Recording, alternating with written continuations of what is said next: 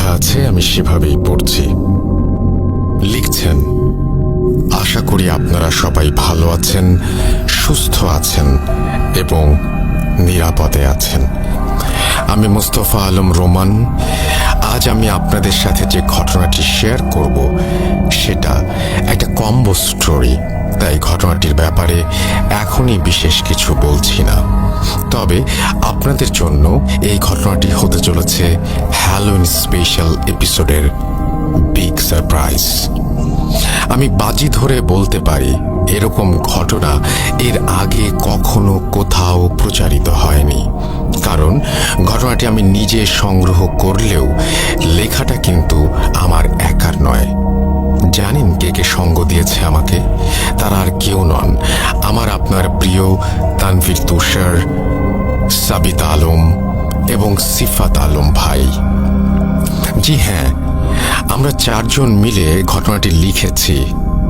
আর আপনাদের জন্য এই সারপ্রাইজের আয়োজন করার মূল পরিকল্পনাকারী সিফাত ভাইকে জানাই অসংখ্য অসংখ্য ধন্যবাদ। যা হোক, এবার ঘটনায় আসা যাক। ঘটনাটি আমি সংগ্রহ করেছি আমার পরিচিত একজন বড় ভাইয়ের কাছ থেকে। পেশায় তিনি একজন ডাক্তার। তার নাম ডাক্তার উৎপল বিশ্বাস।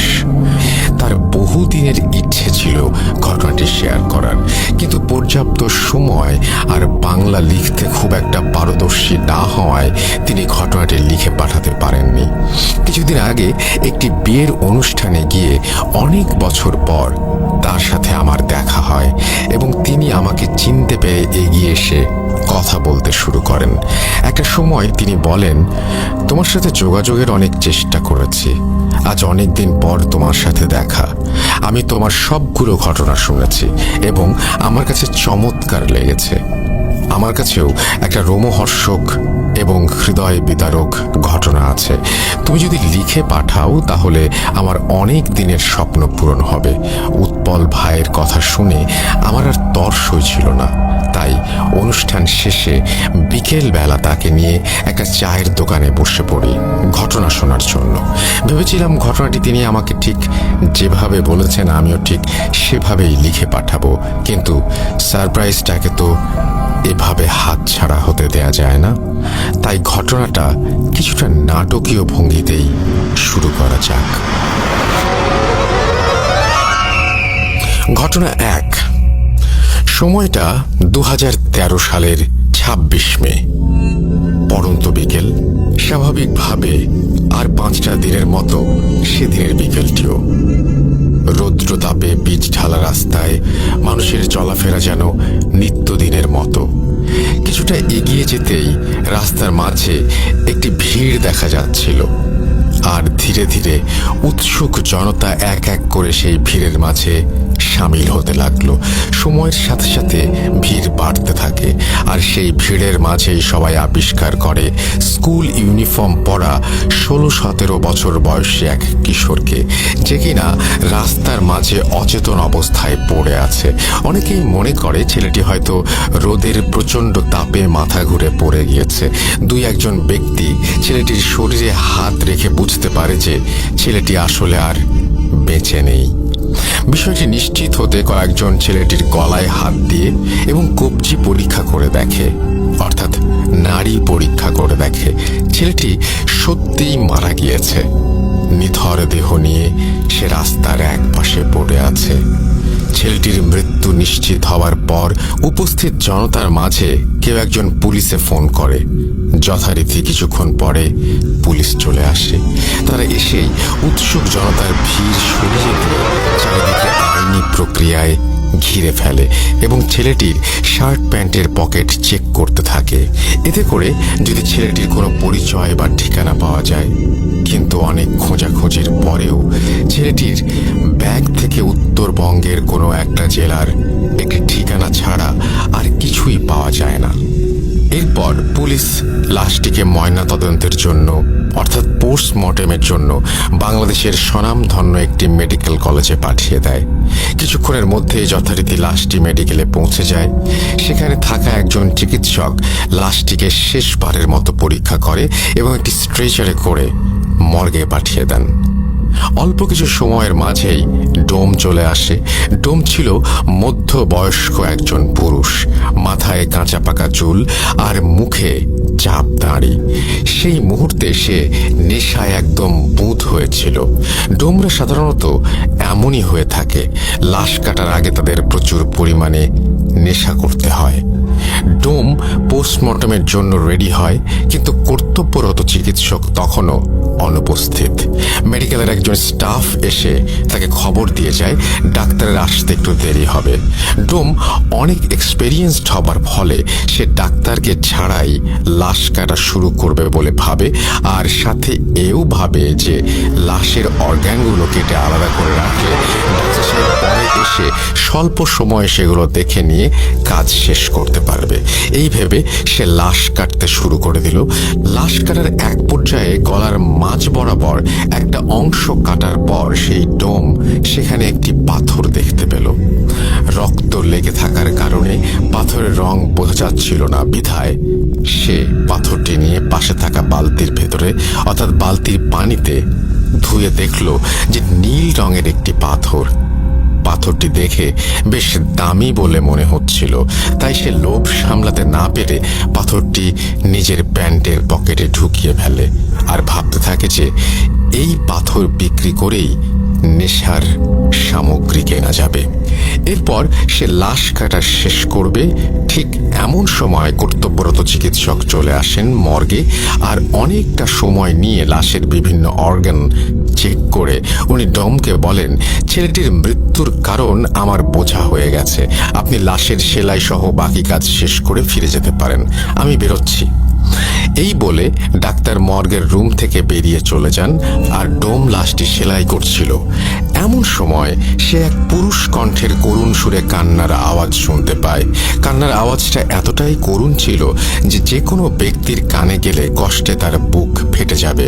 ডোম তার সেলাই থামিয়ে মনে মনে ভাবছিল, এত বছর ধরে এখানে কাজ করছে, আজ পর্যন্ত কিছুই শুনলাম না, আবার কিছু দেখলামও না, তাহলে হঠাৎ এমন কান্নার আওয়াজ কোত্থেকে আসছে?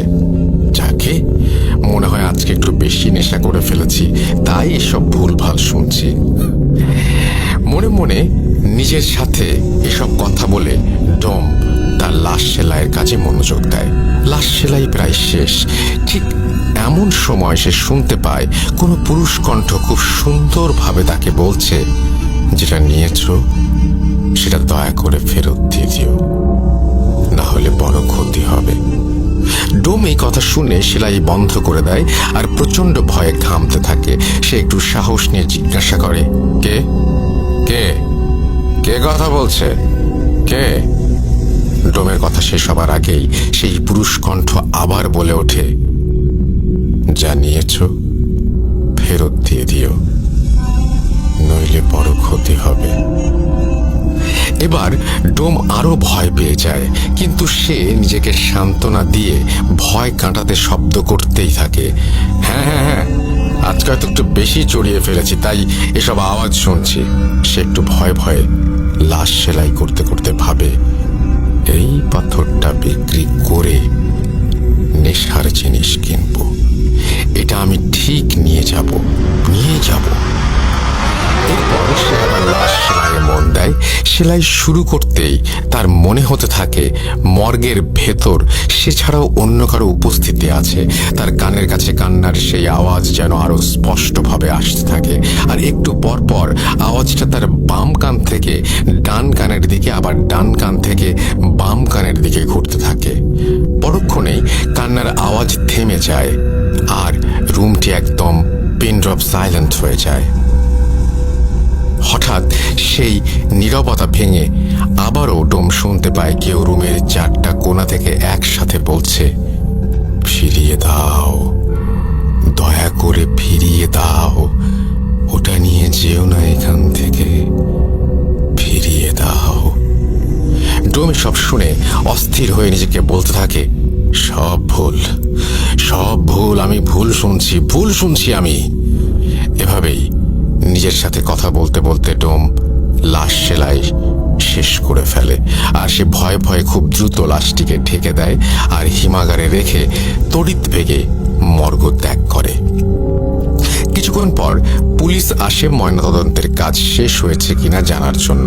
ময়নাতদন্ত শেষ হয়ে গেছে দেখে মেডিকেলের সমস্ত পেপার ওয়ার্ক সম্পূর্ণ করে লাশটিকে ছেলেটির ব্যাগে থাকা একটি ঠিকানায় পাঠাবার জন্য অ্যাম্বুলেন্সের কাছে হস্তান্তর করা হয়। জীবনে প্রথমবারের মতো মাইক্রোবাসের স্টিয়ারিং ছেড়ে অ্যাম্বুলেন্সের স্টিয়ারিংয়ে হাত রাখলেন অ্যাম্বুলেন্স চালক। তার জীবনের প্রথম ভাড়ায় এই লাশটি বহন করে নিয়ে যেতে হবে প্রায় 1.5 ঘন্টার পথ। হাসপাতালের সব ঝামেলা মিটিয়ে লাশ নিয়ে ঠিক 10টায় রওনা দিলেন অ্যাম্বুলেন্স চালক ও তার সহযোগী লাশটির প্রথম গন্তব্যস্থল ছেলেটির এলাকার থানায়। হাসপাতাল থেকে বেরিয়ে প্রায় 1.5 ঘন্টার পথ, যতদূর চোখ যায় বিস্তৃত খোলা মাঠ আর ফসলি জমি, সাথে পাকা রাস্তার দুপাশে বড় বড় গাছের সারি। রাতে অ্যাম্বুলেন্সের হেডলাইটের আলোতে এক মোহনীয় পরিবেশ তৈরি হয়েছে রাস্তা জুড়ে। কিছু দূর যেতেই অ্যাম্বুলেন্স চালক একটা ক্ষীণ ফিসফিস শব্দ শুনতে পেলেন। ঠিক বোঝা যাচ্ছে না কে বলছে বা কি বলছে, ফিসফিস করে বলছে। তিনি আরো ভালোভাবে খেয়াল করলেন এবং শুনতে পেলেন পুরুষ কণ্ঠে একটা চাপা আর্তনাদ খুব করুণ সুরে ভেসে আসছে তার কানে। রাস্তার মাঝে যা কিছু ঘটে যাক না কেন, আপনি দয়া করে গাড়ি থামাবেন না। এই ফিসফিস শব্দ অ্যাম্বুলেন্সের চালক বেশ কয়েকবার শুনতে পেলেন। তিনি শব্দের উৎস খুঁজে না পেয়ে পাশে থাকা সহকারীকে বললেন, তুই কি কোনো ফিসফিস আওয়াজ শুনতে পাচ্ছিস? তার সহকারী অনেকটা অবাক হয়ে তার দিকে তাকিয়ে বললেন, কই না তো।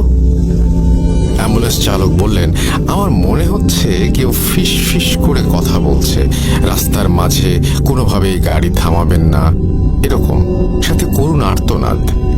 এটা শুনে সহকারী বললেন, ভাই, এই রাতে নির্জন রাস্তায় বাতাসের শব্দ ছাড়া আর কিছুই নাই। আপনি নতুন নতুন অ্যাম্বুলেন্স চালাচ্ছেন, তাই হয়তো মনের ভুলে এই সব শব্দ শুনছেন। আমি তো কিছুই শুটি নাই। এটা হয়তো আপনার মনের ভুল। আপনি নিশ্চিন্তে গাড়ি চালান, কোনো সমস্যা নেই, মাত্র তো এইটুকু পথ। সহকারীর কথা শুনে অ্যাম্বুলেন্স চালকও মনের ভুল ভেবে আবার স্বাভাবিকভাবে গাড়ি চালানো শুরু করেন। এভাবে কিছুক্ষণ গাড়ি চালানোর পর চালক খেয়াল করলেন অন্ধকারের রাস্তার দুপাশে দুজন মানুষ দাঁড়িয়ে হাত উঁচু করে সাহায্য চাইছেন। তিনি সেদিকে তাকাতেই অ্যাম্বুলেন্সের পেছনে থাকা ড্রাইভার আর রোগীর মাঝে যে জায়গাটা একটা জানালার মতো দেয়া থাকে, জানালায় টোকা দিয়ে আবার সেই পুরুষ কণ্ঠে কাঁদো কাঁদো গলায় গাড়ি না থামানোর জন্য অনুরোধ করতে লাগলেন। এবারে অনুরোধটা যেন একটু স্পষ্টভাবে শুনতে পেলেন তিনি, কিন্তু তিনি খেয়াল করলেন তার পাশে থাকা হেল্পার খুব স্বাভাবিকভাবে বসে আছে। সে রাস্তার দুজন লোককেও লক্ষ্য করছে না। তাই তিনি গাড়ি না থামিয়ে রাস্তার লোক দুজনকে পাশ কাটিয়ে সামনে চলে গেলেন। কিছু দূর গাড়ি চালানোর পরে চালক খেয়াল করলেন রাস্তার পাশে আবারও সেই দুইজন লোক আগের মতোই হাত তুলে দাঁড়িয়ে সাহায্য চাচ্ছে। তবে এবার ব্যাপারটি চালক এবং হেল্পার দুজনেই একসাথে দেখে। ঠিক সেই সময়ে চালক আবার শুনতে পান সেই করুণ সুর, পুরুষ কণ্ঠ বলে চলেছে, আমি আপনাকে হাত জোর করে অনুরোধ করছি, দয়া করে গাড়ি থামাবেন না।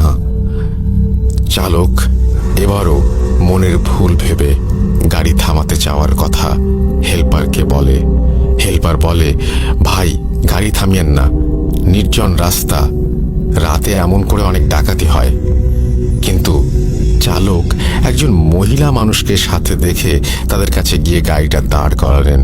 চালক এবং হেল্পার খেয়াল করলেন রাস্তায় দাঁড়িয়ে থাকা লোক দুজন মাঝবয়সী পুরুষ এবং মহিলা।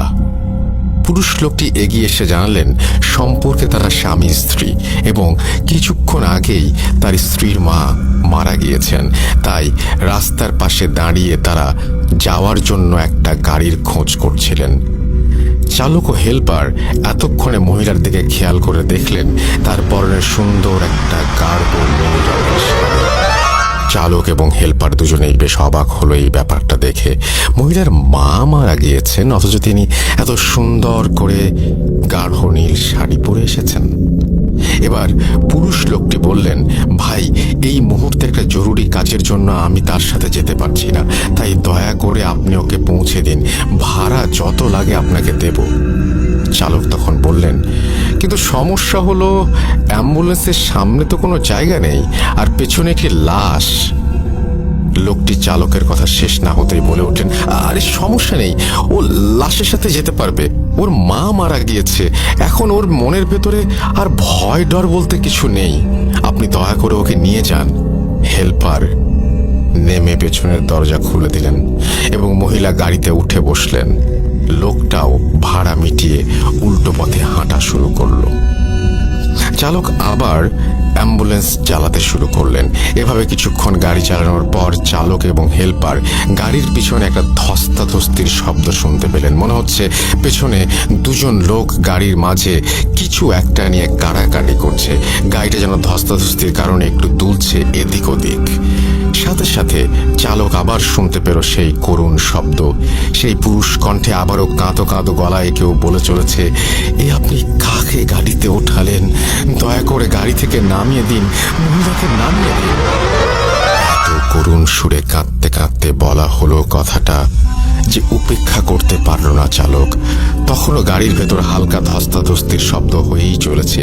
এর মাঝে রাস্তার পাশে গাড়ি থামিয়ে দিলেন তিনি।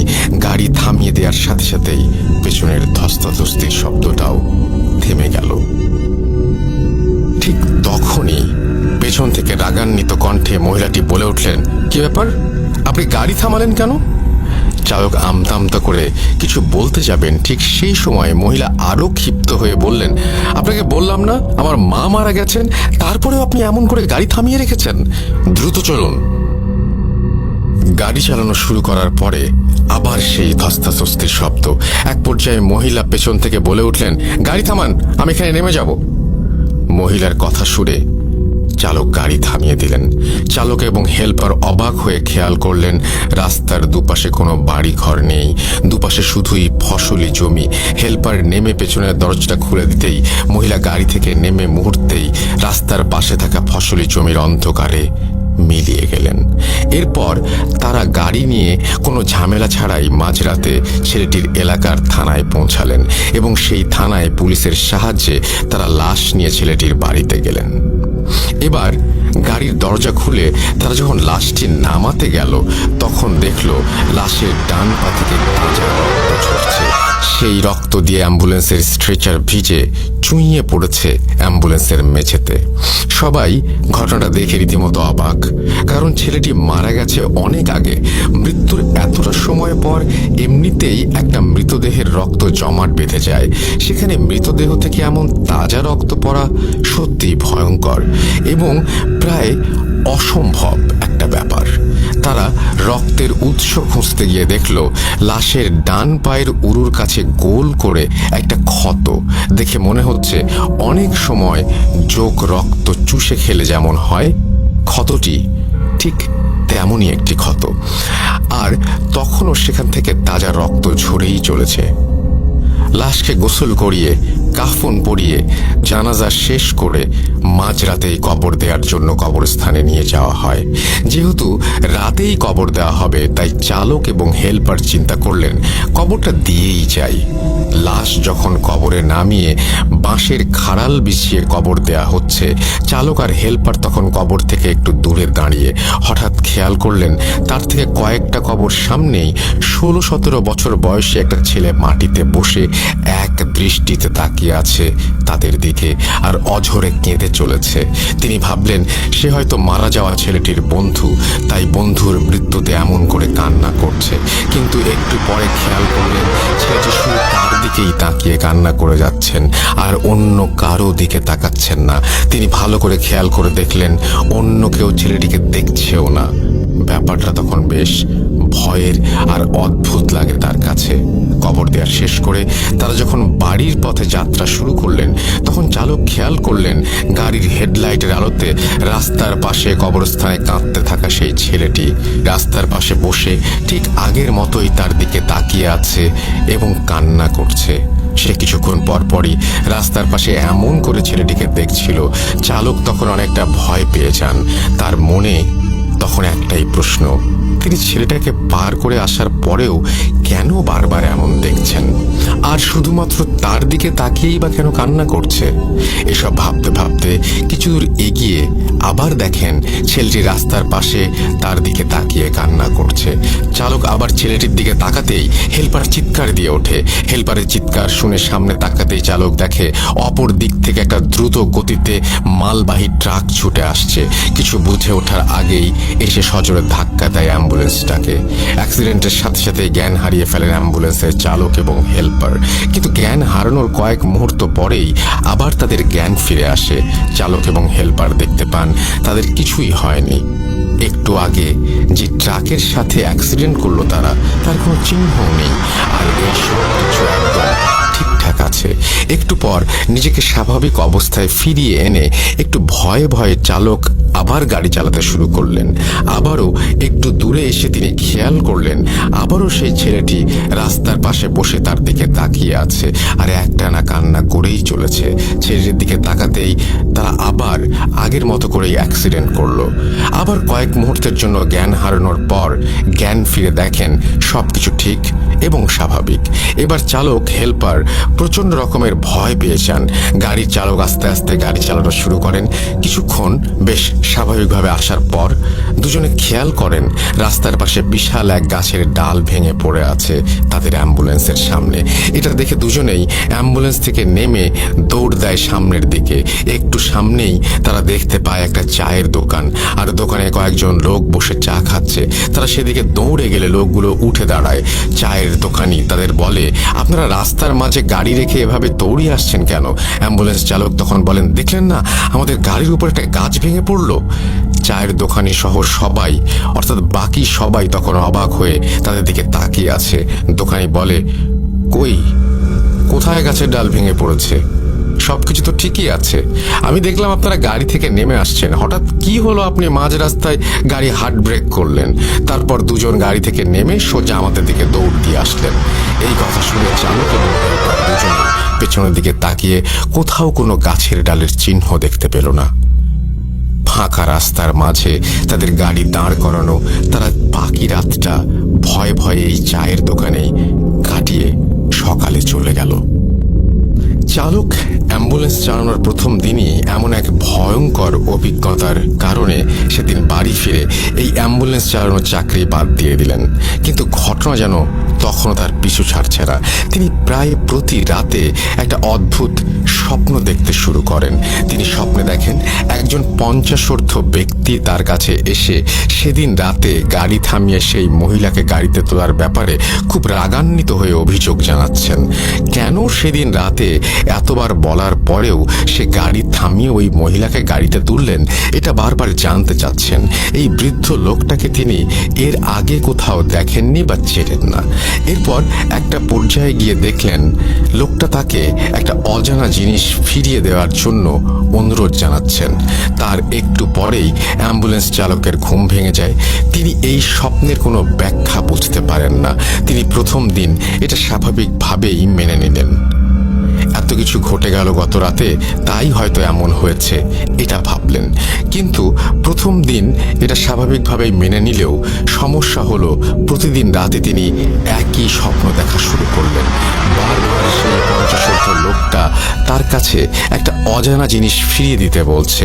প্রায় 2 সপ্তাহ ধরে এই স্বপ্নের কোনো কুল কিনারা করতে না পেরে তিনি অনেকটা বাধ্য হয়ে সেই ছেলের বাড়িতে চলে যান। সেদিন রাতে যে বাড়িতে তিনি লাশ নামিয়ে দিয়েছিলেন সেই বাড়িতে গিয়ে দেখতে পান ছেলের বাবা মারা গিয়েছেন এবং তাকেও তার ছেলের পাশে কবর দেয়া হয়েছে। তিনি আশেপাশের কয়েকজনকে তার স্বপ্নে দেখা বৃদ্ধটির চেহারার বর্ণনা দিলেন, এমন কাউকে তারা দেখেছে কিনা। সবাই তাকে হতাশ করে দিয়ে বলে এমন কাউকে তারা কোনো দিন দেখেনি। সেখানে কোনো তথ্য না পেয়ে তিনি আবার বাড়িতে ফিরে আসেন, কিন্তু স্বপ্নের সেই লোক তার পিছু ছাড়ে না। তাই তার সাথে ঘটে চলা ঘটনার ব্যাখ্যা এবং ঘটনাগুলোর রহস্য উন্মোচনের জন্য মরিয়া হয়ে ওঠেন তিনি। এর পরিপ্রেক্ষিতেই সে যত দ্রুত সম্ভব সেই মেডিকেলে আসার জন্য রওনা হন। মেডিকেলে পৌঁছাতে অনেকটা রাত হয়ে গিয়েছিল। সে মেডিকেলে এসে যে ডাক্তার সেই ছেলের পোস্টমর্টম করেছিল তাকে খুঁজতে শুরু করেন। ডাক্তারকে খুঁজে পাওয়ার পর ডাক্তার কিছুটা ব্যস্ত থাকায় তাকে বাইরে গিয়ে অপেক্ষা করতে বলেন। ডাক্তার বাইরে এসে তাকে কি হয়েছে জিজ্ঞেস করতেই সে ডাক্তারের পেছনের দিকে অবাক চোখে তাকায়, আর কিছু বলার আগেই অজ্ঞান হয়ে মাটিতে লুটিয়ে পড়ে। ডাক্তার এই আকস্মিক দৃশ্য দেখে থমকে যান এবং আশেপাশের লোকজন ডাকতে শুরু করেন তাকে সাহায্য করার জন্য। লোকজন ডাকার জন্য ডাক্তার যখন এদিক ওদিক দেখছিলেন তখন পেছন দিকে চোখ পড়তেই তিনি দেখেন খাকি কাপড় পরিহিত একজন মধ্যবয়সী লোকও অজ্ঞান হয়ে পড়ে আছে। ডাক্তার আশেপাশের লোকজন এবং হাসপাতালের স্টাফদের সাহায্যে তাদের দুজনকে ভেতরে নিয়ে শুইয়ে দেন। ঘটনা 3। ঘণ্টাখানেক পর অ্যাম্বুলেন্স চালকের জ্ঞান ফিরে আসে এবং অনেকটা উত্তেজিত হয়েই সে ডাক্তারের কাছে গিয়ে তাকে জিজ্ঞেস করে, ওই লোকটিকে, আপনার পেছনে যে লোকটি দাঁড়িয়েছিল সেই লোকটি কোথায়? ডাক্তার তার কথা বুঝতে না পেরে তাকে জিজ্ঞেস করে সে কোন লোকটির কথা বলছে। প্রত্যুত্তরে অ্যাম্বুলেন্স চালক ডাক্তারকে বলে তার পেছনে যে লোকটি খাঁকি কাপড় পরে দাঁড়িয়েছিল সেই লোকটি কোথায়। ডাক্তার কিছুটা অবাক হন, কেননা অ্যাম্বুলেন্স চালক এবং সেই খাঁকি কাপড় পরিহিত লোকটি কখনোই একজন আরেকজনের পরিচিত নন। এই বিষয়ে তিনি নিশ্চিত ছিলেন, কেননা খাঁকি কাপড় পরিহিত লোকটাকে তিনি চিনতেন আর ভালো করেই জানতেন সে সবসময় নেশাগ্রস্ত থাকে। কিন্তু তবুও অ্যাম্বুলেন্স চালক কেন বারবার সেই লোকটাকে এত মরিয়া হয়ে খুঁজছে? ডাক্তার তার সব চিন্তা ভাবনাকে মনের মধ্যে লুকিয়ে রেখে অ্যাম্বুলেন্স চালকটিকে সেই খাঁকি কাপড় পরিহিত লোকটার বিছানার কাছে নিয়ে যান এবং জিজ্ঞেস করেন সে এই বিছানায় শুয়ে থাকা লোকটির কথাই জিজ্ঞেস করছিল কিনা। উত্তরে অ্যাম্বুলেন্স চালক এবং সেই লোকটির দিকে এক দৃষ্টি তাকিয়ে থাকেন এবং লোকটির পরিচয় জানতে চান। ডাক্তার তাকে জানায় বিছানায় পড়ে থাকা লোকটি এই হসপিটালের ডোম। ডাক্তার কোনো কিছু বুঝতে না পেরে অ্যাম্বুলেন্স চালককে সবকিছু খুলে বলার অনুরোধ করেন। অ্যাম্বুলেন্স চালক ডাক্তারকে কিছু বলতে যাওয়ার আগেই বিছানায় শুয়ে থাকা ডোমের জ্ঞান ফিরে আসে। ডোমের জ্ঞান ফিরে আসার সাথে সাথে সে অ্যাম্বুলেন্স চালকের দিকে তাকিয়ে অবাক প্রশ্ন করতে থাকে সে কে এবং কেনই বা সে বারবার তার স্বপ্নে আসে। ডোমের কথা শুনে অ্যাম্বুলেন্স চালক এক প্রকার বাকরুদ্ধ হয়ে যান। কিছু সময় পর সে নিজেকে স্বাভাবিক অবস্থায় ফিরিয়ে এনে অনেকটা বিরক্তি নিয়ে ডোমকে সেই একই প্রশ্নগুলো করতে শুরু করে। তাদের কথোপকথন শুনে ডাক্তার একরকম বোকা বনে যায়। অ্যাম্বুলেন্স চালক তখন ডোমকে প্রশ্ন করে সে কেন বারবার রাস্তায় গাড়ি থামাতে নিষেধ করছিল। অ্যাম্বুলেন্স চালকের কথা শুনে ডোম রীতিমতো উত্তেজিত হয়ে যায় এবং সে অ্যাম্বুলেন্স চালককে উল্টো প্রশ্ন করে বসে। ডোমের প্রশ্ন ছিল কেন সে বারবার সেই পাথরটি ফিরিয়ে দিতে বলছিল। ডোমের কথা শুনে অ্যাম্বুলেন্স ড্রাইভার তাকে বলে, পাথর? কোন পাথর? কিসের পাথর? আমি কোনো পাথরের কথা জানি না। আপনি আমাকে কি যেন বলছিলেন তার কোনো কিছুই আমি বুঝতে পারছিলাম না, আমার মাথায় ঢুকছিল না। ডোম এবং অ্যাম্বুলেন্স চালকের কথা শুনে ডাক্তার এবারে ডোমকে সবকিছু খুলে বলার। ডোম তখন অ্যাম্বুলেন্স চালককে উদ্দেশ্য করে বলতে থাকেন 2 সপ্তাহ আগে হাসপাতালে 16-17 বছর বয়সী একটি ছেলে আসে, অর্থাৎ তার লাশ আসে। সেদিন আপনার আসতে একটু দেরি হয়, আমি একাই সেই লাশটি কাটা শুরু করি, কেননা আমার এর আগে 200-র ওপর লাশ কাটার অভিজ্ঞতা আছে। লাশটি কাটতে কাটতে যখন আমি লাশের গলার দিকে কাটা শুরু করি তখন আমি গলার ভেতর শক্ত একটা কিছু পাই। জিনিসটা কি তা দেখার জন্য আমি সেটি পানি দিয়ে ভালোভাবে ধুয়ে পরিষ্কার করি এবং দেখি জিনিসটি ছিল ছোট একটি পাথর যার রং ছিল নীল। পাথরটি দেখে আমার কাছে অনেক দামি মনে হয়েছিল, আর তাই আমি পাথরটি নিজের কাছে রেখে দেওয়ার সিদ্ধান্ত নেই। যেহেতু মাঝে মাঝে আমি একটু নেশা করি, তাই পাথর বিক্রি করে আমার অনেক দিনের নেশার টাকা হয়ে যেতে পারে ভেবে মনে মনে খুশি হচ্ছিলাম। কিন্তু পাথরটি নেয়ার পর থেকেই আমি শুনতে থাকি একটি পুরুষ কণ্ঠ আমাকে কান্না জড়িত কণ্ঠে পাথরটি ফিরিয়ে দিয়ে যেতে বলছে। নেশার ঘরে থাকায় এসব আমি পাত্তা দেয়নি। লাশ কাটার শেষে বাড়ি ফিরে আসার সময় একটি স্বর্ণের দোকানে যাই পাথরটি বিক্রি করার জন্য। ভেবেছিলাম পাথরটির দাম হয়তো 30 থেকে 40,000 টাকা হবে, কিন্তু স্বর্ণের দোকানে যাওয়ার পর স্বর্ণকার আমাকে পাথরটির জন্য 5,000 টাকা দিতে চান। পছন্দ মতো দাম না পাওয়ায় আমি বাড়ি ফিরে এসে পাথরটি আমার ড্রয়ারে রেখে দেই। পরের দিন আমি অন্য আরেকটি স্বর্ণের দোকানে যাই এবং সেখানেও পাথরটির জন্য 5,000 টাকা দিতে চাই। এবারে আমি অন্য কোনো কিছু না ভেবে পাথরটি বিক্রি করে দেই 5,000 টাকাতেই। পাথরটি বিক্রি করে মনে মনে কিছুটা খুশি হই, কেননা সেই মুহূর্তে 5,000 টাকাই আমার জন্য অনেক টাকা ছিল। পাথর বিক্রি করে সেই টাকা থেকে আমি বাসায় আবার 300 টাকা খরচ করি এবং বাসায় এসে ঘুমানোর আগে আমার ড্রয়ারে 4,700 টাকা রেখে দেই। পরের দিন সকালে আমি যখন বাইরে যাওয়ার জন্য ড্রয়ার খুলে টাকা নিতে যাই, তখন আমি দেখি ড্রয়ারে কোনো টাকা নেই, আর টাকার জায়গায় সেই নীল পাথরটি রাখা। এই দৃশ্য দেখে আমি প্রচণ্ড রকমের অবাক হয়ে যাই এবং পাথরটি কিভাবে আমার ড্রয়ারে ফিরে এলো এটি নিয়ে ভাবতে থাকি।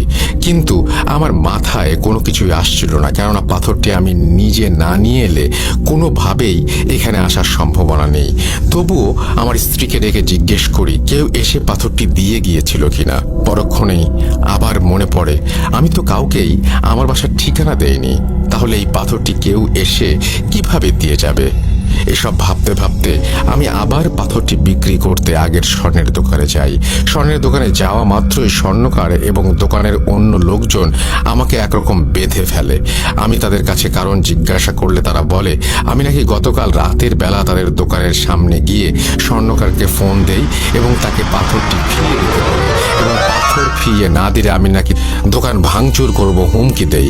স্বর্ণকার ওই রাতেই দ্রুত এসে আমাকে পাথরটি ফিরিয়ে দেওয়ার পর আমি নাকি তাকে 4,700 টাকা দেই, আর স্বর্ণকার বাকি 300 টাকা কোথায় জানতে চাইলে আমি নাকি স্বর্ণকারকে দুটো চর মেরে সেখান থেকে পাথরটা নিয়ে চলে আসি। স্বর্ণকারের কথা বিশ্বাস না করায় সে আমাকে তার দোকানের সিসিটিভি ফুটেজ দেখাতে চায়, আর আমিও রাজি হয়ে যাই। কিন্তু অবাক করা ব্যাপার হলো সেদিন রাতের কোনো ফুটেজই ক্যামেরায় ধরা পড়েনি। এরপর আমি স্বর্ণকারকে বুঝিয়ে শুনিয়ে পাথরটি আবার তাকে দিয়ে 4,700 টাকা নিয়ে বাসায় চলে আসি। বাসায় ফিরে আসার আগে আমি আবার সেই 300 টাকা খরচ করেছিলাম। ঘুমানোর আগে আমি টাকা ড্রয়ারে রেখে দিয়েছিলাম এবং সকালে উঠে আবারও পাথরটি নিয়ে আবার স্বর্ণকারের কাছে যাই। এবারে স্বর্ণকার আমাকে তার কয়েকজন লোক দিয়ে মারধর করতে শুরু করে। আমি তাকে মারধরের কারণ জিজ্ঞাসা করলে সে আমাকে বলে আমি নাকি গতকাল রাতেও আগের মতোই এসে তাকে ফোন দেই এবং পাথরটি ফেরত চাই। এবারে স্বর্ণকার তার সাথে আরও 2জন লোক নিয়ে আসে যেন আমি তাকে আর মারতে না পারি, কিন্তু এবারও নাকি আমি তাকে 4,400 টাকা ফেরত দিতে গেলে সে বাকি টাকাটা কোথায় জিজ্ঞেস করার পর আমি একাই স্বর্ণকার এবং তার সাথে থাকা 2 ব্যক্তিকে মেরে সেখান থেকে চলে আসি। এবারে আমি আর পাথরটি বিক্রি করিনি। পাথরটি পাওয়ার পর থেকে আমি রাতের বেলা স্বপ্ন দেখতে শুরু করি, আর স্বপ্নের সেই ব্যক্তিটি আর কেউ না, তিনি হচ্ছেন অ্যাম্বুলেন্স চালক। আপনি আমার স্বপ্নে এসে পাথরটি ফেরত দিতে বলছেন। আমি মনের ভুল ভেবে বারবার এসব কিছু অগ্রাহ্য করে যাচ্ছিলাম, কিন্তু প্রতিদিনই আমি স্বপ্ন দেখি আপনি আমাকে বারবার পাথরটি ফেরত দিতে বলছেন। আপনি কেন আমার সাথে এরকম করছেন? কে আপনি? কি চান আমার কাছে? অ্যাম্বুলেন্স চালক ডোমের এই কথাগুলো শুনে কোনো অর্থই খুঁজে পাচ্ছিল না এবং সে নিজের দেখা স্বপ্নের কথাও ডোমকে জানায়। ডাক্তাররা তখন চুপচাপ দাঁড়িয়ে তাদের কথা শুনছিল। এবার সে বলতে শুরু করে ওই লাশের পোস্টমর্টম হবার পর থেকে আমার সাথেও ছোটোখাটো কিছু ঘটনা ঘটছে। যেদিন আমি লাশটার পোস্টমর্টম করি সেদিন থেকেই আমি রাতের বেলা প্রায় সময়ই দেখতাম 16-17 বছর বয়সী একটি ছেলে, যার হাতে অনামিকা আঙুলটি কাটা এবং সে আমার বারান্দায় বসে কাঁদছে এবং আমার দিকে তাকিয়ে হাত এমনভাবে ইশারা করছে যেন সে আমাকে তার কাছে ডাকছে কিছু বলবার জন্য। আমি মনের ভুল ভেবে অন্যদিকে মনোনিবেশ করার পরেও তাকে বারবার দেখতে পাচ্ছিলাম। সে আমাকে বলে মর্গ থেকে নাকি তার একটি জিনিস হারিয়ে গিয়েছে এবং সেটি এই হাসপাতালের সাথে জড়িত কারো কাছেই আছে। সে কান্না করতে থাকে এবং আমাকে তার জিনিসটি খুঁজে দেওয়ার জন্য অনুরোধ করতে থাকে। আমি প্রায় প্রতি রাতেই তাকে আমার বারান্দায় একই অবস্থায় বসে কান্না করতে দেখি এবং সে আমার কাছে বারবার তার হারানো জিনিস খুঁজে দেওয়ার অনুরোধ করে। তাদের তিনজনের কথার পর পরস্পরের মনে যেন এক ধোঁয়াশার সৃষ্টি হয়। তাদের সাথে কি হচ্ছে তারা কেউ কোনো কিছু বুঝতে পারছিল না। কোনো কিছু বুঝতে না পেরে তারা পুলিশের শরণাপন্ন হয়। পুলিশ স্টেশনে গিয়ে সেই লাশটির সম্পর্কে তথ্য জানতে চাইলে পুলিশ সরাসরি তাদেরকে তথ্য দিতে মানা করে দেয় এবং তারা পরীক্ষা নিরীক্ষা ও তদন্তের পর কিছু জানতে পারলে তাদের জানাবে, আর প্রয়োজন পড়লে তাদের ডাকা হবে। পুলিশ তাদের কাছে এই সব তথ্য জানতে চাওয়ার কারণ জানতে চাইলে তারা পুলিশকে সবকিছু খুলে বলে, কিন্তু পুলিশ এইসব অলৌকিক ব্যাপারে হাসি ঠাট্টায় উড়িয়ে দিয়ে তাদেরকে পুলিশ স্টেশন থেকে চলে যেতে বলে। এরপর তারা সকলেই নিজ নিজ বাসায় চলে যায়। তবে অদ্ভুত ব্যাপার হলো সেদিনের পর থেকে অ্যাম্বুলেন্স চালক এবং ডাক্তারের সাথে আর কোনো ধরনের কোনো ঘটনা ঘটেনি, কিন্তু সেদিন থেকে ডোমের জীবন শুরু হয় এক বিভীষিকাময় কালো অধ্যায়ের। বাড়িতে ফিরে আসার পর ডোম আবার স্বপ্ন দেখতে শুরু করে। এবারে সে স্বপ্নে গাঢ় নীল শাড়ি পরিহিত মহিলাকে দেখতে পায়। মহিলা থেকে বারবার সেই অ্যাম্বুলেন্স চালককে একটি জিনিস দিতে নিষেধ করে এবং বলে যদি সে অ্যাম্বুলেন্স চালককে জিনিসটি দেয় তাহলে নাকি অনেক বড় ক্ষতি হবে। কিছুক্ষণ পর সে আবার স্বপ্নে দেখে অ্যাম্বুলেন্স চালকটি তার স্বপ্নে এসে তার কাছে কিছু একটা চাচ্ছে এবং বলছে যদি সে জিনিসটি তাকে না দেয় তাহলে নাকি সেই গাঢ় নীল শাড়ি পরিহিত মহিলা এসে তার অনেক বড় ক্ষতি করবে। কিন্তু ডোম কিছুতেই বুঝতে পারছিল না সেই মহিলা এবং অ্যাম্বুলেন্স চালক তার কাছে কি চাচ্ছে। অ্যাম্বুলেন্স চালক এবং সেই মহিলাটি ডোমের কাছে আসলে সেই পাথরটি চাচ্ছিল, কিন্তু সে কিছুতেই ভেবে পাচ্ছিল না তারা তার কাছে আসলে কি চাচ্ছে। ডোম কেন সেই পাথরটির কথা মনে করতে পারছিল না সেই বিষয়ে আমি কিছুক্ষণ পরেই আসছি। এরপর থেকে ডোম প্রতিদিনই একই স্বপ্ন দেখতে থাকে। নীল শাড়ি পরিহিত মহিলা বারবার তাকে সে সাবধান করে দিচ্ছিল এবং তার কাছে জিনিসটি চাচ্ছিল, আর এটাও বলছিল জিনিসটা তাকে না দিলে সে তার অনেক বড় ক্ষতি করবে। এর কিছুদিন পর বাইরে থেকে বাজার করে ফিরে আসার সময় একটি রোড অ্যাক্সিডেন্টে ডোমের স্ত্রী মারা যায়। ডোম তখন বুঝতে পারে তার কাছে যে জিনিসটি চাওয়া হচ্ছিল তা না দেওয়ার জন্যই হয়তো নীল শাড়ি পরিহিত মহিলা তার স্ত্রীকে মেরে ফেলেছে। ডোমের স্ত্রী মারা যাওয়ার পর তার স্ত্রীর জানাজা পড়িয়ে দাফন করা হয়। কিছুদিন পর ডোমের স্ত্রীর কুলখানির দিন রাতে স্বপ্নে দেখে সেই শাড়ি পরিহিত মহিলাটি তার কাছে এসে জিনিসটি চাচ্ছে এবং বলছে এখনো সময় আছে, জিনিসটা আমাকে দিয়ে দে। অ্যাম্বুলেন্স চালককে ভুলে ওই জিনিস দিবি না, জিনিসটা তুই আমায় দে। আর যদি তুই আমাকে জিনিসটা দিস তাহলে তোর মেয়েকে হারাতে হবে, আমি চাইলে তোকেও মেরে ফেলতে পারি। এই স্বপ্ন দেখে ভয়ে ডোমের ঘুম ভেঙে যায় এবং সে ভাবে তার মেয়ের যেন কোনো ক্ষতি না হয়, তাই সে আর মর্গের কাজে যাবে না। এরপর সে সারাদিন বাসায় নিজের মেয়ের সাথে থাকতে শুরু করে। কিন্তু কিছুদিন পর কোনো এক দরকারে ডোম তার মেয়েকে নিয়ে বাসা থেকে বের হয়। দরকার শেষে মেয়ের সাথে কথা বলতে বলতে যখন বাসায় ফিরছিল তখন হুট করেই যে স্থানে ডোমের স্ত্রীর অ্যাক্সিডেন্ট করে মারা গিয়েছিল সেই একই স্থানে আসার পর সে তার মেয়ের কোনো একটা আওয়াজ শুনতে না পেয়ে যখন পেছন ফিরে তাকায় তখন সে দেখে তার মেয়েও সেই একই জায়গায় রোড অ্যাক্সিডেন্ট করেছে এবং সাথে সাথে সেখানেই মারা গিয়েছে। এই দৃশ্য দেখে সে হতবাক হয়ে যায়। তার মাথা একেবারেই যেন কাজ করা বন্ধ করে দেয়। বুকের ভেতরে চাপা কষ্ট নিয়ে ডোম তার মেয়েকে দাফন করে বাসায় ফিরে আসে। সেদিন রাতে এসে সেই নীল শাড়ি পরিহিত মহিলাটিকে স্বপ্ন দেখে ডোম। মহিলাটি তাকে বলে তোকে বারবার সাবধান করেছিলাম আর বলেছিলাম আমাকে জিনিসটা দিয়ে দে, কিন্তু জিনিসটা দিচ্ছিস না। আবারও বলছি আমাকে জিনিসটা দিয়ে দে, তোর স্ত্রী সন্তানকে মারতে পারলে আমি তোকেও মারতে পারি, কথাটা মাথায় রাখিস। তোর পরিবার তো শেষ হয়েই গিয়েছে। কিন্তু তুই মারা গেলে তো সবই শেষ। আমি চাইলে তোকে মারতে পারি, কিন্তু তোকে আমি মারছি না, কারণ আমার দরকারি জিনিসটা তোর কাছেই আছে। বাঁচতে চাইলে জিনিসটা আমাকে দে, আর খবরদার জিনিসটা অ্যাম্বুলেন্স চালককে দিবি না। ডোমের এই স্বপ্ন দেখা শেষ হওয়ার সাথে সাথেই সে আবার স্বপ্নে অ্যাম্বুলেন্স চালককে দেখতে পায়। অ্যাম্বুলেন্স চালক তাকে বলে, জিনিসটা দয়া করে আমাকে দিয়ে দিন। আপনার পরিবারের 2জন সদস্য ইতোমধ্যে মারা গেছে। আপনি যদি বাঁচতে চান তাহলে জিনিসটা আমাকে দিয়ে দিন দয়া করে। সেই মহিলা আপনাকেও মেরে ফেলবে। কিন্তু ডোম কিছুতেই বুঝতে পারছিল না তার স্বপ্নে দেখা 2জন ব্যক্তি তার কাছে কি চাচ্ছে, আর সে কিভাবেই বা সেই জিনিস তাদেরকে দেবে। এসব চিন্তা তাকে প্রায় পাগল করে ফেলে। তাই সে একদিন তার বন্ধুর কাছে তার সাথে ঘটে যাওয়া ঘটনাগুলো শেয়ার করে। ডোমের বন্ধু তার কথা শুনে এক হুজুরের সাথে দেখা করার পরামর্শ দেয় এবং বলে তার নাকি একজন পরিচিত হুজুর আছে, সে চাইলে নাকি তার বন্ধু তার সাথে দেখা করিয়ে দেবে। ডোম তার বন্ধুকে সেই হুজুরের সাথে দেখা করিয়ে দেওয়ার কথা বলে, কেননা সে এসব আর সহ্য করতে পারছিল না। পরের দিন সকালে ডোমের বন্ধু তাকে ফোন দিয়ে বলেন তার এলাকার মসজিদের ইমামের সাথে তিনি কথা বলেছেন এবং ইমাম সাহেব ডোমের সাথে বিকেলে দেখা করতে চেয়েছেন। বিকেলের দিকে ডোম একটু ঘুমিয়ে পড়ে এবং স্বপ্নে সেই মহিলা তার সামনে হাজির হয় এবং তাকে বলে, না না না না, ভুলেও এই কাজ করিস না। ওই হুজুর তোর কোনো উপকার করতে পারবে না। বাঁচতে চাইলে জিনিসটা আমাকে দে। এই হুজুরের সাথে দেখা করতে যাস না, কোনো লাভ নেই। স্বপ্ন দেখে ভয়ে ডোমের ঘুম ভেঙে যায়। সে ভাবে যত দ্রুত সম্ভব তার হুজুরের সাথে দেখা করা উচিত। এই ভেবে ডোম খুব দ্রুত বাসা থেকে বের হয় হুজুরের কাছে যাবার উদ্দেশ্যে।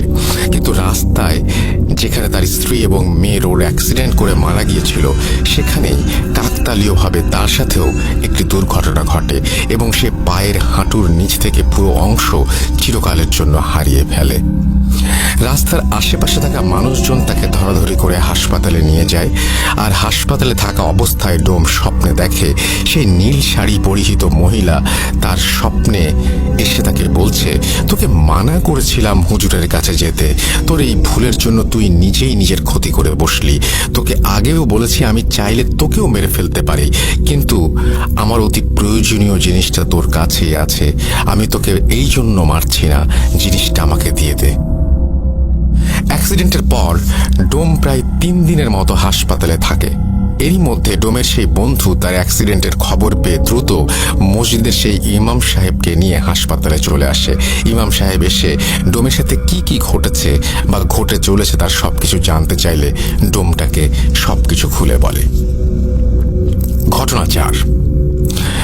ডোমের কাছ থেকে সবটা শোনার পর ইমাম সাহেব তাকে সান্ত্বনা দিয়ে সাময়িক সময়ের জন্য বাইরে বেরিয়ে আসেন। কিছুক্ষণ পরে তিনি ভেতরে গিয়ে যা বলেন তা শুনে সবাই প্রায় বাকরুদ্ধ হয়ে যায়। তিনি ডোমের বন্ধুকে ডেকে বলেন, আপনার বন্ধুকে কালো জাদু করা হয়েছে। শুধু তাই নয়, এই মুহূর্তে তার অবস্থাও খুব একটা ভালো নয়। যতটা তাড়াতাড়ি সম্ভব তার চিকিৎসার ব্যবস্থা করতে হবে। এরপর তিনি ডোমের কাছে গিয়ে বলেন, আপনার বাড়িতে কোনো পাথর আছে? নীল রঙের পাথর? ইমাম সাহেবের এই প্রশ্ন শুনে ডোম রীতিমতো হকচকিয়ে যান, কারণ ঘটনাগুলো বিস্তারিতভাবে বললেও তিনি ইমাম সাহেবকে নীল পাথরের কথাটি বলেননি। তাহলে তিনি পাথরটির ব্যাপারে কিভাবে জানলেন? কথাটি ভাবার সময় ইমাম সাহেব যখন আবারও তাকে এই প্রশ্ন করেন, তখন ডোম সবটা শুরু থেকে বলতে থাকেন। ডোমের কাছ থেকে পাথরের ব্যাপারটি শুনে ইমাম সাহেবের কপালে হালকা চিন্তার ছাপ দেখা যাচ্ছিল। এদিকে ছুটি কাটিয়ে ডাক্তার উৎপল বিশ্বাস যখন হাসপাতালে এসে জানতে পারলেন সেই ডোম অ্যাক্সিডেন্ট করেছে, তখন তিনি তার কেবিনে গিয়ে ইমাম সাহেবকে দেখতে পান। তিনি ডোমের বন্ধুর কাছ থেকে সবটা শোনার পর বুঝতে পারেন ঘটনা অন্যদিকে মোড় নিয়েছে। তাই তিনি ইমাম সাহেবের কাছে গিয়ে নিজের সাথে ঘটে যাওয়া এবং সেই অ্যাম্বুলেন্স চালকের সাথে ঘটে যাওয়া ঘটনাগুলো এক এক করে বলতে শুরু করেন। ডাক্তারের কাছ থেকে সবকিছু শোনার পর ইমাম সাহেবের আর বুঝতে বাকি রইল না যে আসলে কি ঘটতে চলেছে। তাই তিনি দেরি না করে ডাক্তারের পারমিশন নিয়ে ডোমকে বাড়িতে নিয়ে যান। তিনি যখন ডোমের ঘরে পা রাখেন ঠিক তখনই তিনি বুঝতে পারেন সেই বাড়িতে ঢুকতে অদৃশ্য কোনো কোনো একটি শক্তি তাকে বাধা দিচ্ছিল, যেটা কিনা তার থেকেও অনেক শক্তিশালী। তাই তিনি নিজের এবং ডোমের ও তার বন্ধুর শরীর বন্ধ করে প্রবেশের চেষ্টা করেন। তবুও শুধুমাত্র ইমাম সাহেবের ক্ষেত্রেই এক প্রকার বাধা অনুভব হচ্ছিল। পরবর্তীতে ইমাম সাহেবের ভাষ্য মতে ব্যাপারটি ছিল ঠিক দুটি চুম্বক সমমেরুর মতো। দুটি চুম্বকের সমমেরু যেভাবে একে অপরকে বিকর্ষণ করে, ঠিক তেমনি ইমাম সাহেবকে ডোমের বাড়িতে ঢুকতে দেওয়ায় বাধা প্রদান করা হচ্ছিল। পরিস্থিতির অবনতি হতে পারে ভেবে তিনি ডোম এবং তার বন্ধুকে ভেতরে পাঠান পাথরটি নিয়ে আসার জন্য। কিন্তু ঘরের ভেতর গিয়ে পাথরটি হাতে নেওয়ার সাথে সাথেই দরজা জানালা আপনা আপনি বন্ধ হতে শুরু করে। ইমাম সাহেব নিজের মতো করে চেষ্টার পরেও পরিস্থিতি অনুকূলে আনতে না পারায় তিনি ওস্তাদের সাথে যোগাযোগ করেন এবং তার সাহায্য নিয়ে ডোম ও তার বন্ধুকে ঘর থেকে বের করে আনেন। তবে তখনও তিনি পাথরটি হাতে নিতে পারছিলেন না। কোন একটি অদৃশ্য শক্তি পাথরটি তার হাতে নিতে বাধা সৃষ্টি করছিল। কিন্তু আল্লাহর কালামের ওপর তো আর কিছু নেই। তাই বিভিন্ন তদবিরের মাধ্যমে তিনি পাথরটি নিয়ে একটা সাদা বাক্সে বন্দি করে নেন। এই ঘটনা চলাকালীন ইমাম সাহেব নিজের তদবিরের মাধ্যমে পুরো ঘটনাটি জেনে গিয়েছিলেন। কিন্তু এই ঘটনাগুলো ঘটার পেছনে যাদের হাত ছিল, তিনি তাদেরকে খুঁজে তাদের মুখ থেকে এই ঘটনা শুনতে চেয়েছিলেন। তাই তিনি দেরি না করে 16-17 বছর বয়সী ছেলেটির বাড়িতে খোঁজ নিয়ে সেদিকে রওনা হন। সেই এলাকায় যাওয়ার পথে ইমাম সাহেব রাস্তায় একজন কিশোরকে দেখতে পান, যে কিনা তার দিকে অপলক দৃষ্টিতে তাকিয়ে কেঁদে চলেছে। কিন্তু সেই কিশোরের মলিন মুখেও মিষ্টি একটা হাসি। প্রথমে ব্যাপারটি তিনি বুঝতে না পারলেও রাস্তায় কয়েকবার ঘটনাটি লক্ষ্য করার পর তিনি সবটা বুঝতে পারেন। গন্তব্যস্থলে পৌঁছে তিনি সরাসরি ছেলেটির বাড়িতে চলে যান এবং তার মায়ের সাথে কথা বলেন। কিন্তু সেখানে গিয়ে তিনি রীতিমতো অবাক হয়ে যান, কারণ মাত্র 3 দিন আগে ছেলেটির মাও এই দুনিয়া থেকে বিদায় নিয়েছেন। ব্যাপারটি ইমাম সাহেবের কাছে যেমন কষ্টকর, ঠিক তেমনই রহস্যজনক বলে মনে হলো। তিনি কবরস্থানে গিয়ে দেখেন বাবা, মা এবং ছেলের কবর একদম পাশাপাশি। মাত্র 1 মাসের মধ্যে একই পরিবারের 3 জনের মৃত্যু। তবে ছেলের মৃত্যু ছাড়া বাকি সবগুলো প্রায় স্বাভাবিক মৃত্যুর মতো। এরপর ইমাম সাহেব তার কবর জিয়ারত করেন এবং বুঝতে না পেরে আবারও নিজের ওস্তাদের সাথে যোগাযোগ করেন। তার ওস্তাদ বলেন, তুমি পাথরের বাক্সটি বাবা মায়ের কবরের মাঝখানে রেখে সেটিকে মুক্ত করে দাও, বাকিটা সেখানে দেখতে পাবে। ইমাম সাহেব তার ওস্তাদের কথা মতো কাজগুলো করার পর যা দেখেন তা ছিল শরীর শিউরে ওঠার মতো। তিনি দেখেন পাথরটি মুক্ত করে দেবার পর কবরের পাশ থেকে করুণ সুরে আর্তনাদ এবং কান্নার আওয়াজ। ব্যাপারটি দেখে তিনি কিছুটা ভয় পেয়ে যান। তবে তিনি যখন সালাম দিয়ে কথা বলার চেষ্টা করেন, তখন অদৃশ্য কেউ তার সালামের উত্তর নিয়ে কবরের পাশ থেকে বলতে শুরু করেন। কণ্ঠ ছিল একটা পুরুষ কণ্ঠের মতো। তিনি বলেন, ওয়ালাইকুমুসসালাম। আপনাকে আমি কি বলে ধন্যবাদ জানাবো আমি জানি না। শেষ পর্যন্ত আপনি আমাকে আমার গন্তব্যস্থলে পৌঁছে দিয়েছেন। কিন্তু যাদের জন্য আমার এত লড়াই, তারাই আজ পৃথিবীতে নেই। এটা বলে আবারও চাপা সুরে কান্নার আওয়াজ। ইমাম সাহেব কিছু কথা বলে তাকে সান্ত্বনা দেওয়ার চেষ্টা করেন এবং জিজ্ঞেস করেন আসলে তিনি কে এবং তাদের সাথে কি সম্পর্ক। কিছুক্ষণ পর সেই অদৃশ্য পুরুষ কণ্ঠ নাম বলে আর বলতে থাকে, আমি একজন জিন। এই নীল পাথরটি আমার বাসস্থান। আমাকে আমার গুরু এই 3 জনের সেবায় নিয়োজিত করেছিলেন। তারা ছিলেন অত্যন্ত ভালো মানুষ। মূলত আমার বাবা ছিলেন ওনাদের পূর্বপুরুষের রক্ষক। বংশ পরম্পরায় আমার কাঁধেও ওনাদের রক্ষার দায়িত্ব পড়ে। আমি অনেক চেষ্টা করেছি তাদেরকে রক্ষা করার, কিন্তু কিছু বিশ্বাসঘাতকের কারণে আজ সব হারাতে হলো, এমনকি এই পরিবারটাকেও। ইমাম সাহেব সবটা শুনে সেই বিশ্বাসঘাতকের ব্যাপারে জানতে চাইলে সেই জিনটি তার কাছ থেকে 3 দিনের সময় চেয়ে নেয় এবং বলে সেই বিশ্বাসঘাতকদের ইমাম সাহেবের মাধ্যমে সে সবার সামনে নিয়ে আসতে চায়। ইমাম সাহেব বাড়ি ফিরে যাওয়ার আগে সেই জিনটি একটি নির্দিষ্ট জায়গায় পাথরটি রেখে আসতে বলেন এবং ইমাম সাহেব জিনটির কথা মতো কাজ করে বাড়িতে ফিরে যান। প্রথম দিন কোনো সমস্যা দেখা না দিলেও তৃতীয় দিন রাতে ইমাম সাহেব একটি স্বপ্ন দেখেন। তিনি দেখেন সামনে একজন নীল শাড়ি পরিহিত মহিলা এবং কালো পাঞ্জাবি পরিহিত পুরুষ দাঁড়িয়ে আছে। তাদের চেহারা একদম অস্পষ্ট। তিনি দেখলেন সেই দুজন ব্যক্তি কাকে যেন জোর করে ফাঁসিতে ঝুলিয়ে দিয়ে অট্ট হাসি হাসতে হাসতে চলে গেলেন। এরপর ঠিক ফজরের আজানের সময় তার ঘুম ভেঙে যায় এবং তিনি আল্লাহর কাছে এই ধরনের বাজে স্বপ্ন থেকে মুক্তি চেয়ে বাঁ পাশে 3 বার থুতু ফেলেন। দিনটা বেশ ভালোই কাটছিল। ওই দিন সন্ধ্যা 6:30টার দিকে তিনি মাগরিবের নামাজ পড়িয়ে বাড়ি ফেরার পথে পেছন থেকে একজনের সালাম শুনে দাঁড়িয়ে পড়েন। কণ্ঠস্বর বেশ পরিচিত। তিনি বুঝতে পারেন এ সেই নীল পাথরের ভেতরে থাকা জিন। আজ 3 দিন পূর্ণ হওয়ায় সে সেই বিশ্বাসঘাতককে ধরিয়ে দিতে এসেছে। কিন্তু প্রথমেই জিনটি বলে ওঠে, হুজুর, একটি দুঃসংবাদ আছে। সেই ডোম আজ ভোর রাতে মারা গিয়েছে। সিলিং ফ্যানের সাথে তার লাশ এখনো ঝুলছে। এটা শুনে ইমাম সাহেবের ভোর রাতের স্বপ্নের ব্যাপারটা মনে পড়ে যায়। তিনি হম্বিতম্বি করে বাড়ি গিয়ে পুলিশকে ফোন করে সবটা জানায় এবং পুলিশ সেই ডোমের লাশ উদ্ধার করে। কিন্তু তদন্তের সময় পুলিশ ইমাম সাহেবকে দোষী ভেবে বসে, কারণ সেই এলাকায় কেউই ডোমের মৃত্যুর ব্যাপারটা জানে না। কিন্তু ইমাম সাহেব এত দূর থেকে সবটা কিভাবে জেনে গেলেন? তারা ইমাম সাহেবকে গ্রেপ্তার করে থানায় নিয়ে গেলেও অনেক তথ্য আর অলৌকিক ঘটনার বর্ণনা দিয়ে তিনি পুলিশের কাছে একটি ফাঁকা রুমে একা থাকার অনুমতি এবং কিছুটা সময় চেয়ে নেন।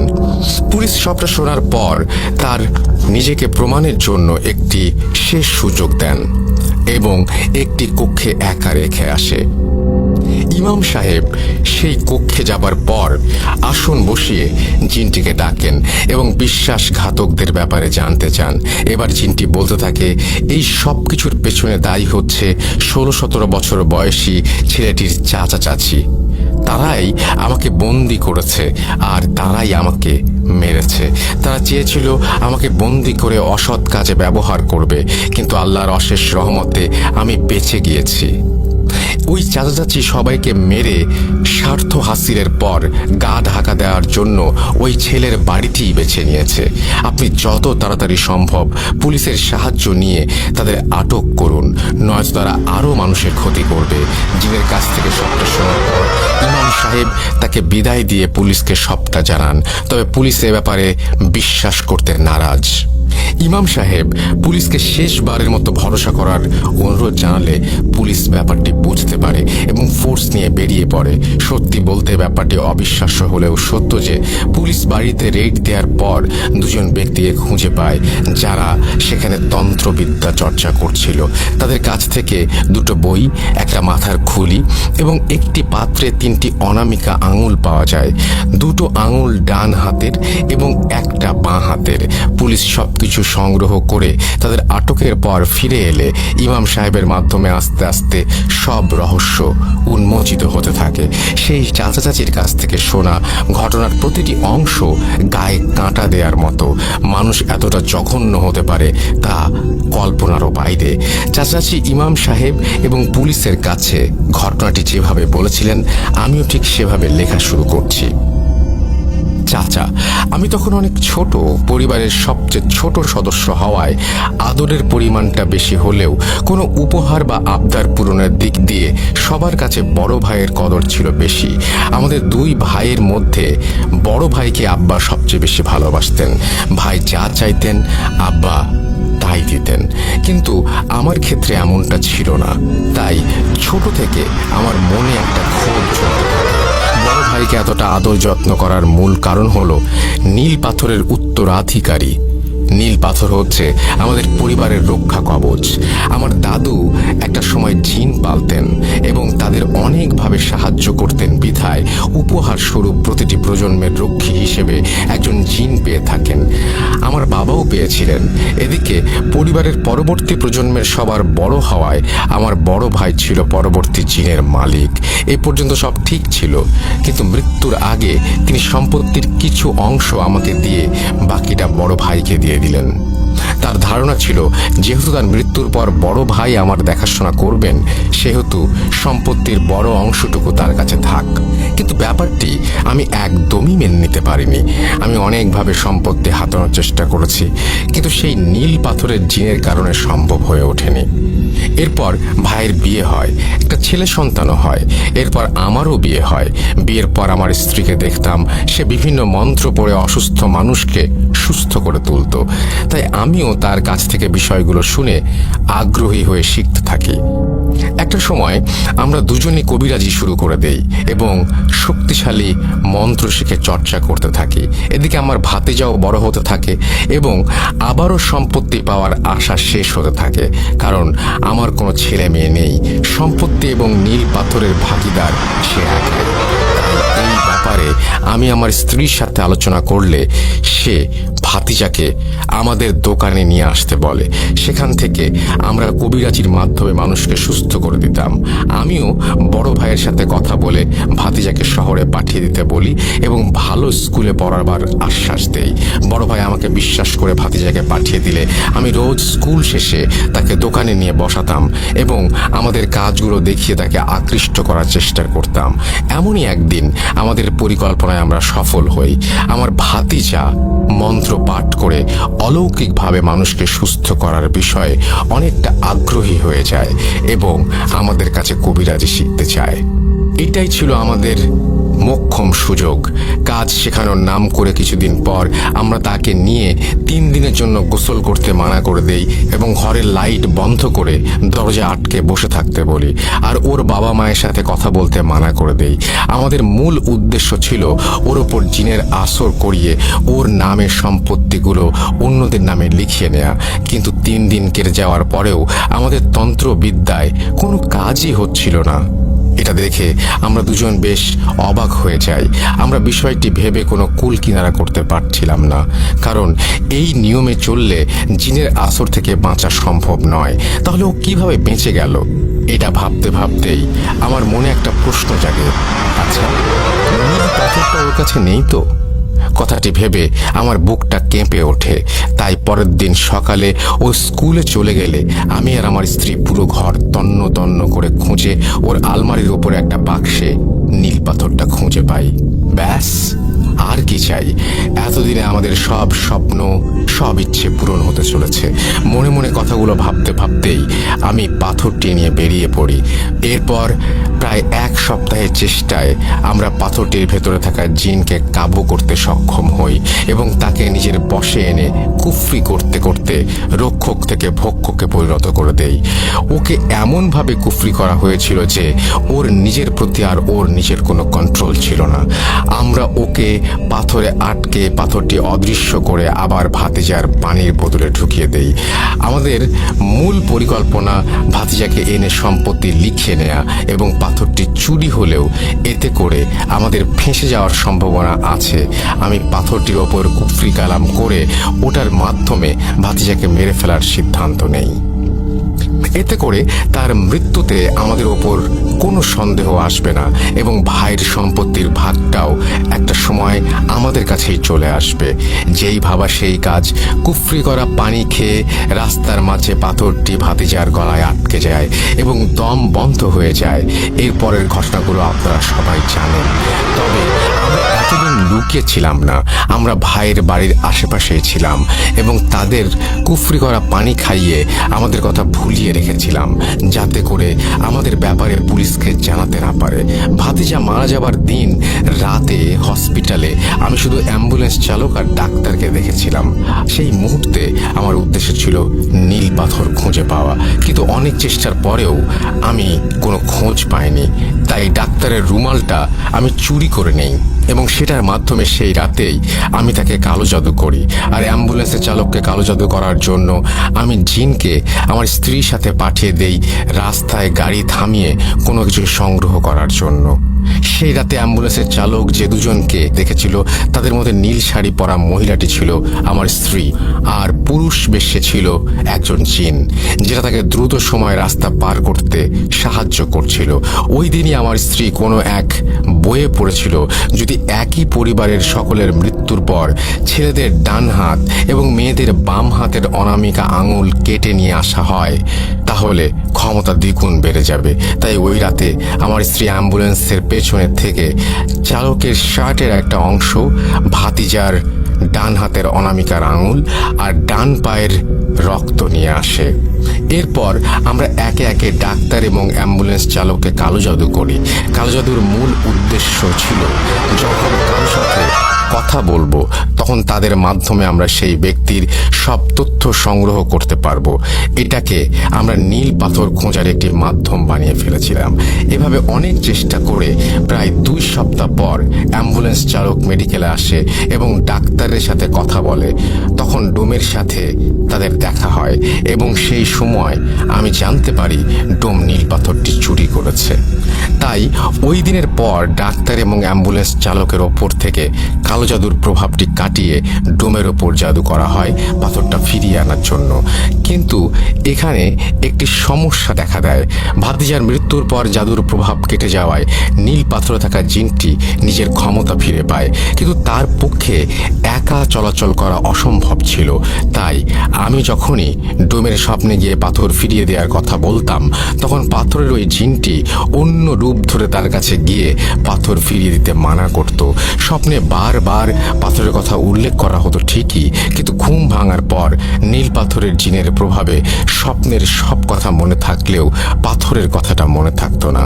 আমরা তাকে অনেকভাবে ভয় দেখিয়ে তার স্ত্রী মেয়েকে মেরে এবং তাকে নানা রকমের হুমকি দিয়েও পাথরটি নিতে চেয়েছিলাম, কিন্তু সফল করতে পারিনি। এভাবে আমরা যখন সফল হতে পারছিলাম না তখন শক্তি বৃদ্ধির জন্য আমরা আমার ভাবিকে মারার সিদ্ধান্ত নেই। আমার ভাইকে মেরেছিলাম অনেক আগে। পাথরের খোঁজ করতে অনামিকা আঙুলের প্রয়োজন অনুভব করায় আমার বড় ভাইকে আগেই সরিয়ে দিয়েছি। এবার পাথরটা নিজের কাছে আনার জন্য শেষ ব্যক্তি ছিল ভাবি। তাই একদিন সুযোগ বুঝে আমাদের পোষা জিনের মাধ্যমে ভাবিকেও সরিয়ে দেই এবং বাঁ হাতের অনামিকা আঙুলটি কেটে নিই। আমরা প্রতিটা অনুষ্ঠানে উপস্থিত থাকতাম যেন কেউ আমাদের সন্দেহ না করে, আর আঙুল নেয়ার পর এমনভাবে প্রলেপ লাগিয়ে দেয়া হতো সেটা খালি চোখে দেখলে কেউ ধরতে পারবে না। এভাবে আমরা আমাদের স্বার্থ হাসিলের একদম শেষ পর্যায়ে চলে এসেছিলাম এবং সেই বাড়িতেই থাকতে শুরু করেছিলাম। তবে এই বাড়িতে থাকার ব্যাপারটি কেউ জানতো না। এত চেষ্টার পরেও শেষ মুহূর্তে নীল পাথর থেকে জিন মুক্ত হয়ে যাওয়ার কারণে সব গোলমাল হয়ে যায়। পাথরটি খুঁজে পেতে শেষবারের মতো চেষ্টা করতে বসেছিলাম ঠিকই, কিন্তু ধর্মের কাছে আমরা হার মেনে যাই। এটা ছিল সেই ছেলেটির চাচা চাচির দেয়া বয়ান এবং ঘটনার চতুর্থ এবং শেষ অংশ। কিন্তু সবচেয়ে আশ্চর্যের বিষয়, মাত্র 2 দিনের মাথায় জেলের ভেতর তাদের দুজনকে মৃত অবস্থায় পাওয়া যায়। ভেতরে গিয়ে দেখা যায় তাদের দুজনেরই মাথা বাদে শরীরের প্রত্যেকটি অঙ্গ মুচড়িয়ে উল্টো করে রাখা। এই অলৌকিক ব্যাপারটা এবং একই পরিবারের 3 জনের রহস্যজনক মৃত্যুর খবরটা প্রকাশ পাওয়ার আগ মুহূর্তে তাদের দুজনের মৃত্যু পুলিশকে নাড়া দিয়ে দেয়। কারণ জেলে থাকা অবস্থায় দুজনের আকস্মিক মৃত্যুর দায়ভার তাদের ওপরেই বর্তায়। তাই নিজেদের সেফটির জন্য তারা এটিকে সুইসাইড বলে চালিয়ে দেয়। ঘটনাটি মূলত এইটুকুই ছিল। এটা আমার কাছে আজও অবিশ্বাস্য বলে মনে হলেও ধর্মের বিশ্বাসে অসম্ভব কিছুই নেই। আমি উৎপল ভাইয়ের কাছ থেকে ঘটনা শোনার পর সেই হুজুরের সাথে দেখা করেছি এবং অ্যাম্বুলেন্স চালকের সাথেও ফোনে কথা বলেছি, তাই একটু হলেও ভরসা করতে পারি। আর হ্যাঁ, আপনাদের জন্য আরও একটা সারপ্রাইজ আছে। নীল পাথর থেকে জিন মুক্তির পর সেই জিন উপহার হিসেবে হুজুরকে পাথরটা দিয়ে গিয়েছে। হুজুরের কাছে এখনো সেই পাথরটি আছে। আমি যখন হুজুরের সাথে দেখা করতে গিয়েছিলাম তখন তিনি আমাকে পাথরটি দেখিয়েছিলেন, আর আমার কাছে এই মুহূর্তে নীল পাথরের একটি ছবিও আছে। ছবিটি দেখতে চাইলে আমাদের ফেসবুক পেজে ইনবক্স করুন। আশা করি ঘটনাটি আপনাদের ভালো লেগেছে। হ্যালোইন স্পেশাল এপিসোডের জন্য সিফাত ভাইয়ের এত সুন্দর একটা প্ল্যানের পর আমি যখন ঘটনাটি তাদের শোনাই, তখন তারা অনেক আগ্রহ নিয়ে ঘটনাটি লেখার জন্য রাজি হয়েছিলেন।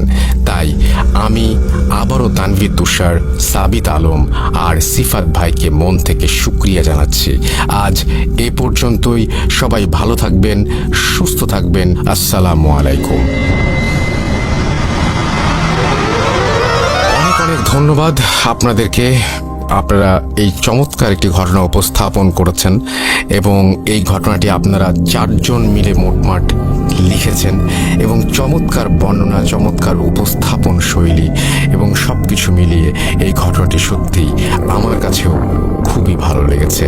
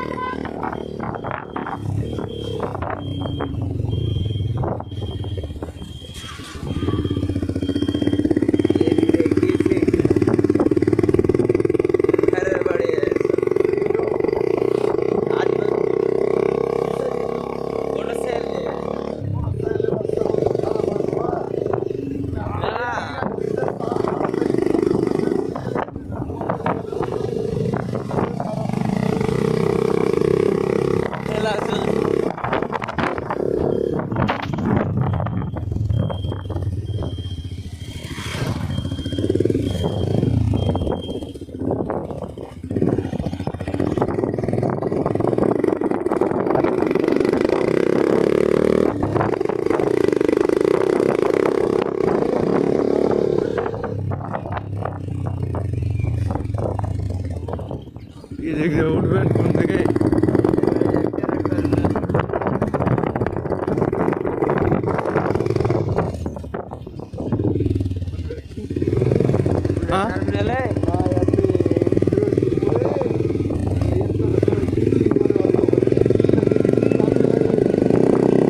কোন জায়গাতে এটা ভোগলে ভোগলে